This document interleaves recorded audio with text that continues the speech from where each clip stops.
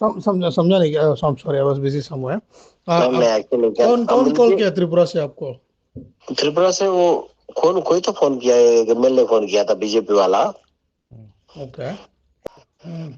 हम भी चलो ओके, आप भी बात किया बोल के सुना, आप बात नहीं किया विजय से कल रात में? बात किया, आज सुबह भी बात किया मैंने। हाँ वही वही बोला था मुझे। तो हम प्लान कर रहे हैं अपोलो हॉस्पिटल का गेस्ट हाउस प्लान कर रहे हैं। अपोलो हॉस्पिटल है ना, वो हम्म, पूरा अपोलो ग्रुप है ना इंडिया में बड़ा वाला, हम्म। वो गेस्ट हाउस प्लान कर रहे हैं। नहीं, वो महाराज उसको हमने अपने लिए खुद देख लेगा, अगर आपको करना हो तो शायद आप एमएलए लोगों के लिए कर सकता है। नहीं नहीं, एमएलए की क्यों करते, छोटा लोग करते क्या हम करते? एमएलए की क्यों करते, छोटा लोग करते क्या हम करते? महाराज को करते नहीं, जो आप अपोलो। ऐसा तो नहीं बोल सकते ना।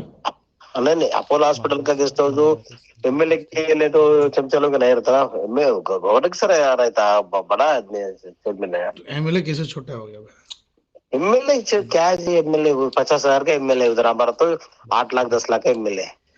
एमएलए 50,000 का एमएलए उधर, हमारा तो 8 लाख 10 लाख का एमएलए।